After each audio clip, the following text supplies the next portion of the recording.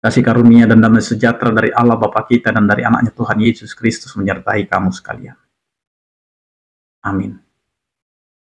Bapak, Ibu, dan saudara-saudara yang dikasihi oleh Tuhan kita Yesus Kristus, di akhir pekan ini, marilah kita mengawali setiap hari kita untuk mendengar firman Tuhan dan memuliakan nama Tuhan, yaitu mendengarkan firman-Nya yang tertulis dalam Markus 2 ayat 27, demikianlah dikatakan. Lalu kata Yesus kepada mereka, hari Sabat diadakan untuk manusia dan bukan manusia untuk hari Sabat. Demikian firman Tuhan. Bapak, Ibu, dan saudara-saudara yang dikasihi oleh Tuhan kita Yesus Kristus, banyak orang yang pada akhirnya terfokus dengan apa yang sedang dia jalani. Terkadang kita tunduk kepada waktu. Kadang kita selalu diburu oleh waktu. Bahkan kita sering menyebut bahwa kita tidak punya waktu. Bapak, Ibu, dan saudara-saudara, setiap kehidupan kita ini adalah pengaturan Tuhan. Apakah kita punya waktu atau tidak punya waktu? Biarlah Tuhan yang menjawab itu.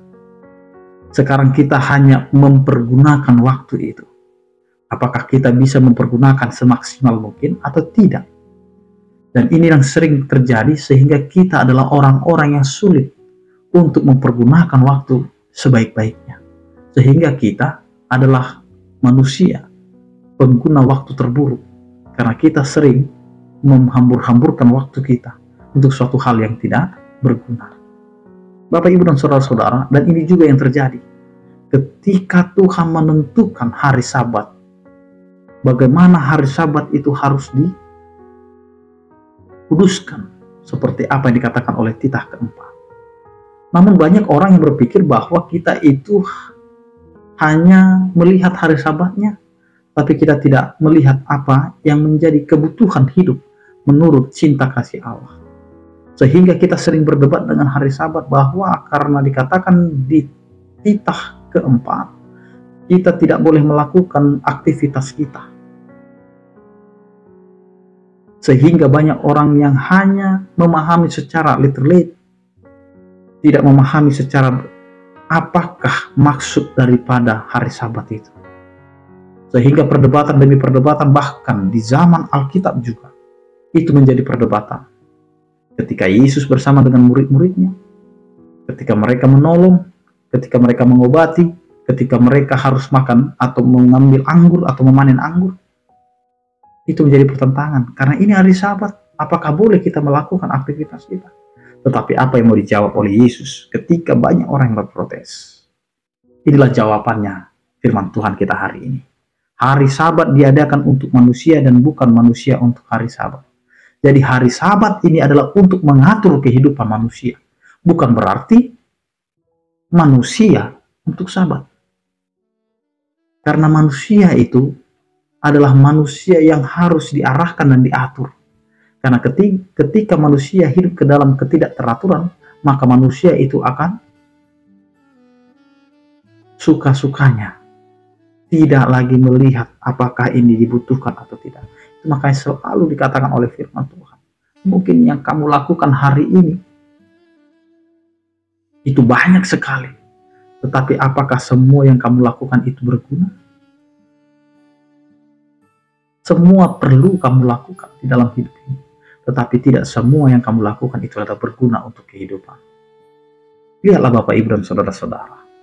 Kalau Tuhan saja sudah mengatakan Sabat diadakan untuk manusia, berarti Sabat ini untuk mengatur cara hidup manusia beriman kepada Tuhan. Bukan berarti kita hanya memikirkan hari Sabat. Sehingga ketika kita mau melakukan cinta kasih kepada orang-orang sekitar kita karena hari Sabat kita terhambat, jangan jadikan hari Sabat itu menjadi batu sandungan, tapi biarlah hari Sabat itu menjadi pengarah bagi kehidupan manusia. Dan bahkan kita bisa membuat hari Sabat untuk bagaimana kita bisa berkomunikasi dengan Allah, memberi waktu kepada Allah. Karena Sabat itu adalah memberi waktu kepada Allah.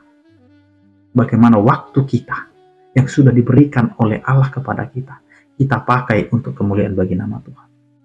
Jadi jangan kita bilang tidak ada waktu untuk Tuhan.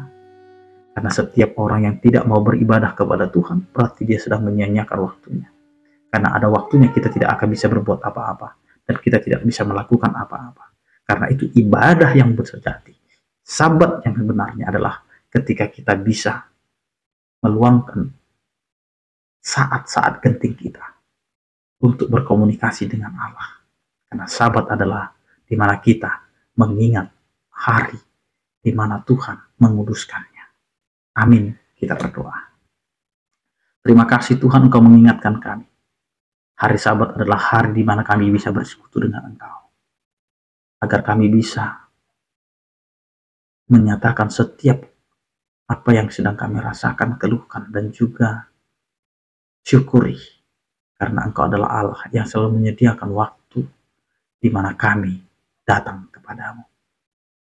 Ajari kami Tuhan untuk memakai hari-hari kami, sehingga kami tetap memahami bahwa hari Sabat diadakan untuk manusia, bukan manusia untuk hari Sabat. Ya Tuhan, berkatilah kehidupan kami di akhir pekan ini ketika kami dapat berkumpul bersama dengan keluarga, biarlah itu menjadi sukacita kami, sehingga kami dapat merasakan bahwa kebersamaan ini adalah buah cinta kasih yang telah Engkau berikan kepada kami. Berkatilah aktivitas dan kehidupan, berkatilah setiap orang percaya yang sakit, Engkau berikan kesembuhan, yang berduka Engkau berikan penghiburan, yang bergumul Engkau berikan penyertaan. Terpujilah Engkau ya Tuhan. Anugerah Tuhan kita Yesus Kristus, kasih setia daripada Allah Bapa dan persekutuan Roh Kudus, itulah yang menyertai kamu sekalian. Amin. Selamat berakhir pekan. Tetap mengandalkan Tuhan dalam kehidupan kita. Salam sehat dari kami, Tuhan Yesus memberkati. Horas.